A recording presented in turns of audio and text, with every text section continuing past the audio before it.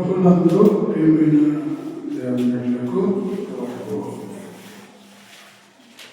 దేవునికి ఇచ్చిన పాటలను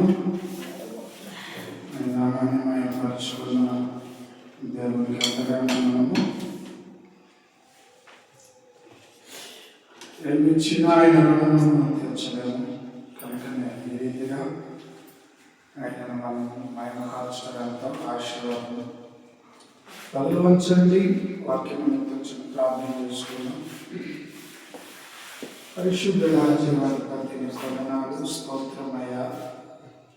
గతమైన గడిచిన శనివారం నుంచి ఈ శనివారం వరకు మా ప్రభువా మీరు మాకు ఇచ్చిన 5 దినాలు మమ్మల్ని కాచి కాపాడి ఈ యొక్క శనివారం స్నాతి రాత్రి ప్రభావ చేయవచ్చిన బిడ్డలందరూ మేము విసర్జనలు ఇప్పటి వరకు ప్రభావ క్రమంగా పాటల ద్వారా మీరు నామని మయపరుచుకున్నారని మేము నమ్మచ్చు.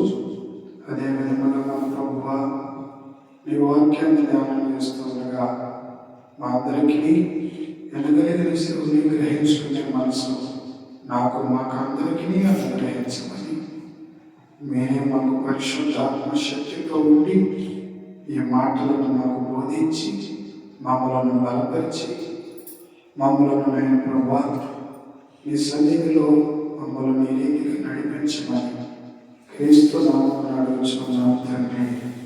ఆమేన్. దేవునికి స్తోత్రం. ప్రభునందు ప్రేమైన బిడ్డలారా, పరిశుద్ధ గ్రంథములో ఈ రాత్రి కొన్ని వాక్యముల ద్వారా కొన్ని మాటలను మనం ఈ రాత్రి తెలుసుకోబోతూ ఉన్నాం. కనుక బైబిల్లో భక్తులు రాసినటువంటి ఈ అధ్యాయాలు చక్కనైనటువంటి మన శరీరంలో ఉన్నటువంటి పోయిన గడిచినటువంటి వారంలో క్రియల గురించి చెప్పుకున్నాము. ఈరోజు మరొక క్రియల గురించి బైబిల్ గ్రంథంలో నుంచి మనము నేర్చుకుంటూ ఉన్నాం. ఇది శరీరంలో ఉన్నటువంటి ప్రాముఖ్యమైనటువంటి వస్తువు లాంటిది, ఒక ఆయుధం లాంటిది, ప్రాముఖ్యమైనటువంటిది, ముఖ్యమైనటువంటిది. అవయవంలో ఇది ఒకటి. అయితే మనిషికి 4 ఎన్ని ఉంటాయి? మనిషికి 4 ఎన్ని ఉంటాయి?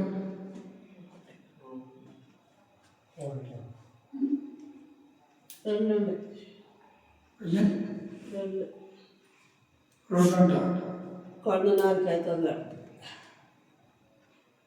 ఇప్పుడు మొదటిది పెద్ద నాలుక, రెండోది కొండ నాలుక. ఈ 2 నాలుకలు ఉన్నాయి. ముఖ్యమైనది కొండ నాలుకతో అంతగా ఉండదు కానీ మొదటి నాలుక గురించి మనం చూసుకుంటాం. గమనించినట్లయితే బైబిల్ ఏం చెప్తుంది? అసలు ఈ నాలుక చేసే పని ఏంటి? ఈ నాలుక ద్వారా వచ్చినటువంటి పరిస్థితులు ఏంటి? దీని ద్వారా మనకు ఉపయోగం ఏంటి? ఉపయోగం లేనిటువంటి ఏంటి? శుద్ధ బైబిల్ గ్రంథంలో నుంచి యాకోబు రాసినటువంటి పత్రిక 3వ అధ్యాయం 6వ వచనం చూద్దాం. 3:6 యాకోబు రాసినటువంటి పత్రికలో నుంచి యాకోబు గారు రాసినటువంటి పత్రికను మనం చదువుకుందాం. 4 అగ్ని అయి నాలుక మన అవయవములలో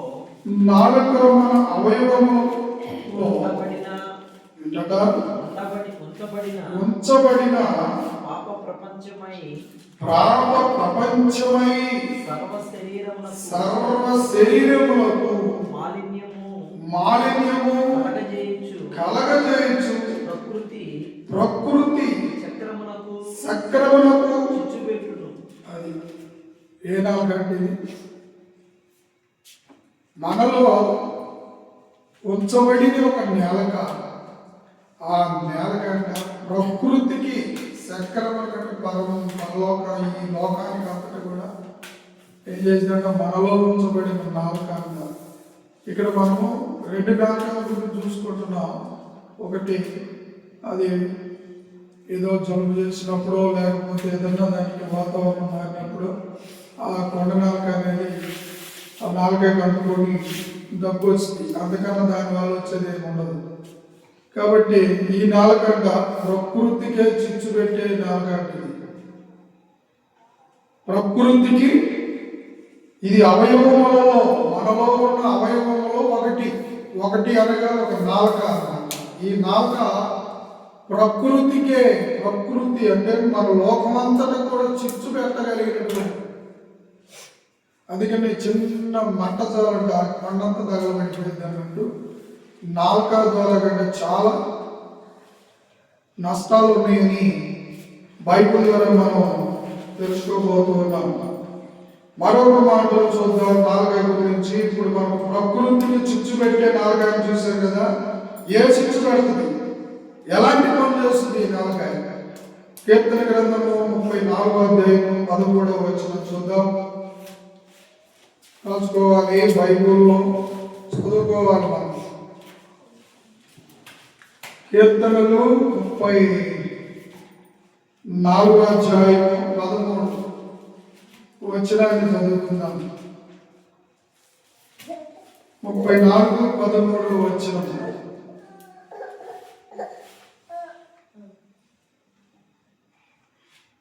చెడ్డ మాటలు పలకకుండా నీ నాలుకను, చెడ్డ మాటలను పలకకుండా నీ నాలుకను, కపటమైన మాటలను పలకకుండా నీ పెదవులను కాచుకొనుము. ఈ నాలుక మొట్టమొదటి మనం చదువుకున్న మాట ఏంటంటే ఇది ప్రకృతికే, ఇది చాలా చిచ్చు పెట్టగలిగినటువంటిది నాలుక అని చెప్పబడింది. కాబట్టి ఈ నాలుక ఇంకొక విషయంలో మనం పరిశోధన చేస్తే ఇది రుచులు కోరుద్దండి. రుచిగా ఉంటేనే బాగుందంటది, లేదా బాగుంది. నువ్వు ఎన్ని దినుసులు వేసుకొచ్చినా ఈ నాలుక గంట రుచిగా రుచి తగిలితే అప్పుడు ఆహారం తినగలదు. కాబట్టి దీనికి నాలుకలో ఉన్నటువంటి చూడండి ఎన్ని ఉన్నాయో చూడండి. ఈ నాలుక ఒక్కటేనండి. ఈ నాలుకకి ఎన్ని ఉన్నాయో చూడండి. ఏం పలకకుండా కపటము పలకకుండా నాలుక, చెడ్డ మాటలను పలకకుండా ఈ నాలుకను అని అంటున్నాడు. ఈ నాలుక చిచ్చు పెట్టింది అనుకున్నాం కదా. ఈ చెడ్డ మాటల వల్ల ఏమైంది, చాలా అభ్యంతరంగా ఉంటుంది, చాలా బాధకరంగా ఉంటుంది, ఎదుటివాడికి చాలా ఇబ్బందికరంగా ఉంటుంది. కాబట్టి చెడ్డ మాటలు పలకూడదు అనేటువంటిది నాలుక చెడ్డ మాటలు పలకకుండా ఉండాలి అని ఈ నాలుక గురించి చెప్పాడు. ఇప్పుడు మనకి రెండు చెడుల గురించి మనం చూస్తాం. మూడవదిగా అదే కీర్తన గ్రంథం అంటే కీర్తన 52:4 వచ్చినలో కూడా మరొక మాట కూడా రాయబడి ఉంది. ఈ నాలుగని గురించి చెప్పబడుతూ ఉంది.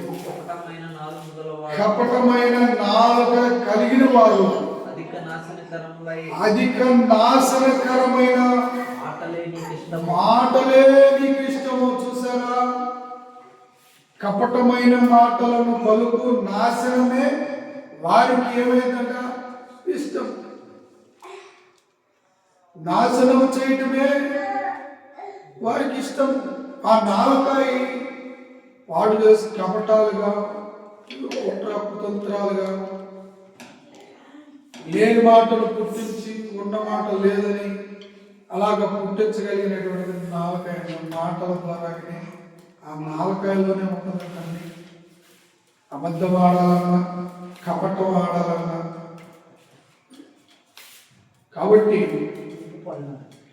2వ వచనం పడుతున్నా 52:2 మోసము చేయువాడా, మోసము చేయువాడా, వాడిగల వాడిగల మంగళ కత్తి లాంటి నీ నాలుక నాశనము చేయి ఉద్దేశించుచున్నది. చూసావా ఏ లక్షణం కలిగిందంట? ఇప్పుడు ఎన్ని లక్షణాలు కలిగిందంట? ఒక్క నాలుకలో చూడండి ఎన్ని ఉన్నాయో. ఎన్ని ఉన్నాయి? పాముకు ఒకే నాలుకలో 2 సీలికలు పడి ఉంటాయి. మనిషికి ఒక నాలుగైనా కానీ నాలుకలో ఎన్ని ఉన్నాయో చూడండి. ఏమంట? నాశనము చేయగలిగినది నాలుకాయే, దానిని చేయగలుగుచున్నది నాశనము చేయడానికే ఆ నాలుకాయ ఉన్నది. కాబట్టి ప్రియమైనటువంటి రాత్రి నాలుకలో ఉన్న ఒక చెడును గురించి దేవుని వాక్యంలో రాయబడి ఉన్నది. ఈ విధముగా మనం పరిశోధన చేసుకుంటే 140వ కీర్తన కూడా 140వ కీర్తన 3వ వచనంలో కూడా ఇప్పుడు ఎన్ని లక్షణాలు కలిగిందంట? ఎన్ని లక్షణాలు కలిగి ఉంది నాలుక? చిచ్చు పెట్టింది, కపటం ఆడిచ్చింది, అబద్ధాలు ఆడిచ్చింది, ఇక చెడ్డ మాటలు పలికించింది, రుచులు కోరుకునింది. చూడండి ఎన్ని ఉన్నాయో. ఈ ఒక్క నాలుకలోనే ఎన్ని ఉన్నాయి. పాము నాలుక వలె, పాము నాలుక వలె వారు తమ నాలుకలను వాడి చేయుదురు. చూసారా? పదును ఉంటదట నాలుక, పదును ఉంటదట, పదును చేస్తూ ఉంటాడంట. రెండోది పాము వలె నాలుక అన్నాడు. పాముకి ఒకే నాలుక 2 సీల్లు పెడుతుంది. నాలుక ఒకటే సీల్చినట్టు ఉంటుంది అన్నమాట. అది కోరుతూ ఉంటుంది అనమాట. ముందుకు ఎక్కి బయటికి ఊరుతూ లాక్కుంటూ ఉంటుంది. అలాగే మనం కూడా నాలుక జాకి బయలులోనికి కూరైనా ఏదైనా రుచి చూసి నాలుక. ప్రియులారా, ఈ రాత్రి మనం చూస్తే ఇటువంటి నాలుకను ఏలుబడి చేస్తున్న చెడు నుండి మనము పలకకుండా దాన్ని కాచుకోవాలంట. పాము నాలుకే వలె ఉన్నది అంటున్నాడు. ప్రేమైన దేవుని బిడ్డలారా, మరొక మాటను మనం పరిశోధన చేస్తే కీర్తన గ్రంథం 35:28 వచనంలో కూడా మరొక సందర్భాన్ని రాయబడి ఉంది.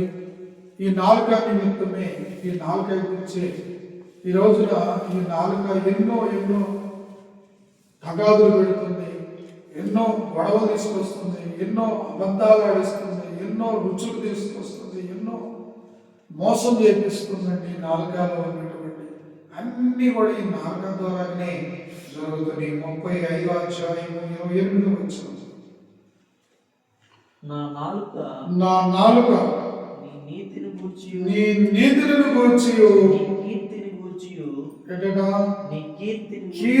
గూర్చి దినమెల్లా సల్లాపము చేయును. చూడండి ఏం చేయాలండి? నాలుక నీతిని గూర్చి, కీర్తనను గూర్చి ఏం చేయాలంట? ఈ నాలుక చేయాల్సిన పని ఏంటంటే నీతిని నీతిగా ఉండాలనేది. ఈ కపటం నుంచి, ఈ యొక్క మోసకరమైనటువంటి దాంట్లో నుంచి, రుచి కలిగిన దాంట్లో నుంచి, ఇంకా మరి మోసకరమైనటువంటి పరిస్థితుల నుండి, చెడ్డ మాటల నుండి, చిచ్చు పెట్టేటువంటి ప్రదేశంలో నుండి, ఈ లక్షణాలన్నీ కూడా ఈ నాలుకలో నుండి విడిపింపబడాలన్న మనిషి ప్రతి ఒక్కరు కూడా ఆ విధంగా విడిపించబడాలి. ఈ శివుడికి మనం ఒక మాట చూసుకుంటే సామెతల గ్రంథం 18వ అధ్యాయం 21వ వచనంలో కూడా మరొక మాట రాయబడి ఉంది. ఇక్కడ కూడా నాలుకను గురించి రాయబడింది. జీవము మరణములను నాలుక వశములోనే, జీవమును మరణములను నాలుక వశములోనే, దాని యందు ప్రీతిపడువారు దాని ఫలము తిందురు. భార్య దొరికిన వానికి. చూడండి దేని వల్ల అంట? నాలుకలో ఏమి అంట? జీవం ఉందట, మరణములను నాలుకలోను వయసుమై ఉన్నాయట. మరణానికి జీవించాలి అంటే నాలుకలోనే, ఉన్నాయి. అందుకని సొలొమోను అంటాడు కదా, నీ నోటిని నాలుకను భద్రము చేసుకుని ఎడల నీవు శ్రమ నుండి మరణము నుండి తన ప్రాణాన్ని కాపాడుకుంటావు అంటాడు. దేవునికి స్తోత్రం. రాత్రి నాలుక ఇన్ని విధములుగా చేస్తూ ఉంది. దానిని మనం కాపాడుకోవాలనేదే దేవుడి ఉద్దేశము, దేవుడి వాక్యము. ఈ నాలుక కంట్రోల్లోకి రావాలి. ఈ నాలుకను ఎవరైతే భద్రం చేసుకుంటారో, నోటిని భద్రం చేసుకొని నాలుకను భద్రం చేసుకుంటే జీవములో బ్రతుకుతారు, వారు జీవించుతారు. కాబట్టి రాత్రి ఈ యొక్క గుణాలను నాలుకలోనే ఉన్నాయి కాబట్టి దీన్ని మనము జాగ్రత్తగా చూసుకోవడానికి ప్రయత్నం చేయాలి. దీంట్లోనే ఉన్నాయి, జీవం ఉంది, మరణం ఉంది, అన్నీ ఉన్నాయి. ఇందులోనే మంచిగా మనం ఉంటే నాలుకను కాపాడుకుంటే జీవించుతాం. చాలా ప్రభు కృప కోసం బ్రతకగలం. నాలుక ముందులేని చెప్పేసి అది దాని ఇష్టం వచ్చినట్టుగా ఎగురుతూ ఉందనుకోండి, చాలా నష్టపోవడానికి కారణాలు ఉన్నాయి. అందుకని దేవుని వాక్యం చదివిస్తూ ఉంది, ఈ నాలుక గురించి తగాదులైన, చిచ్చుపెట్టుబడమైన, గొడవలైన, దేశాలు జరగాలన్నా, ఏది జరగాలన్నా ఉన్నట్టు లేనట్టుగా మాట్లాడుకుని ప్రతి విధములైనటువంటి సమస్య కూడా ఈ నాలుకలో ఉన్నాయి. కాబట్టి దీనిని మనం భద్రం చేసుకోవాలనేదే దేవుని వాక్యం. ఈ రాత్రికాల సమయంలో దేవుని యొక్క మాటల ద్వారా మనం వింటున్నాం. మన జీవితంలో మన దేవుని యొక్క పిల్లలమైన మనము ఈ నాలుకను భద్ర చేసుకుంటే మనం జీవించగలము, ప్రభు కొరకు బ్రతకగలము, కీర్తించగలము. ఈ నాలుక ప్రభు కొరకు వాడితే ఇంకా ఎంతో మంచిది.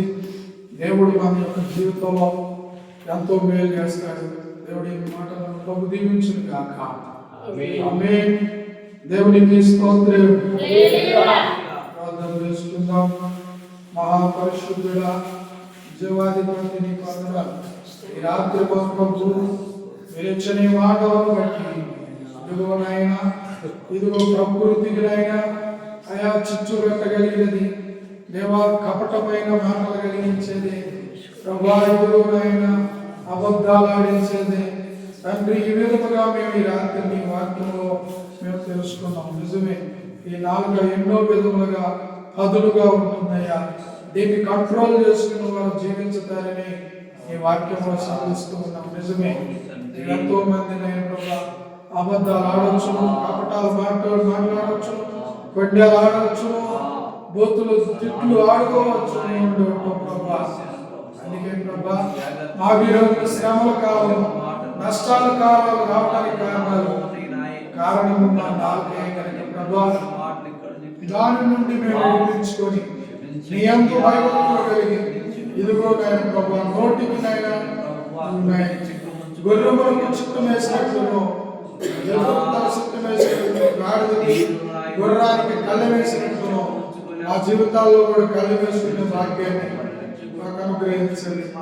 నాలుకలో ఆయన వచ్చేటువంటి అగ్ని లాంటిది ప్రభా, తగలబెట్టు లాంటిది ప్రభా, అలా కాకుండా దాని నుండి మేము విడిపించుకునే భాగ్యం, కపటమైన వాటి నుండి విడుదల పొందే భాగ్యం అనుగ్రహించండి. ఈ రాత్రి కుడి ఉన్న నీ బిడ్డలందరూ మేము జ్ఞాపకం చేసుకోండి. ప్రతి బిడ్డను జ్ఞాపకం చేసుకోండి, సవాసాన్ని జ్ఞాపకం చేసుకోండి, కుడి వచ్చిన బిడ్డలను జ్ఞాపకం చేసుకోండి, సంఘములు సంఘ బిడ్డలను జ్ఞాపకం చేసుకోండి, ఆదరించండి, బలపరచండి. ఈ రాత్రి నీ సన్నిధిలో ఈ రీతిగా తండ్రి నీ వాక్యాన్ని మేము ధ్యానం చేసుకుండగా వాక్యానుసార జీవితాన్ని మాకు అనుగ్రహించి నడిపించమని మీరే మమ్మల్ని బలపరిచే దినమున మేమందరం కూడా నీ సన్నిధిలో ఆరాధన ద్వారా నిన్ను మహిమపరిచే వారిగా, నిన్ను స్తుతించే వారిగా ప్రభు పరిశుద్ధమైన వాటి వరకు మేము మా నాలుకతో నిన్ను స్తుతించడానికి సహాయం చేయండి. అందరినీ జ్ఞాపకం చేసుకుంటుంది, ఆదరించి బలపరిచి ఆయురారోగ్యాన్ని దయచేయండి. మా గ్రామాన్ని, మా పట్టణాన్ని, మా దేశాన్ని ఏలుచున్న పరిపాలిస్తున్న పెద్దవారిని మీరే జ్ఞాపకం చేసుకోండి. ఆదరణకర్తగా ఆదరించి బలపరచమని యేసు పరిశుద్ధ నామములో ప్రార్థన చేస్తూ వేడుకొంచున్నాను తండ్రి. ఆమేన్. దేవునికి స్తోత్రం.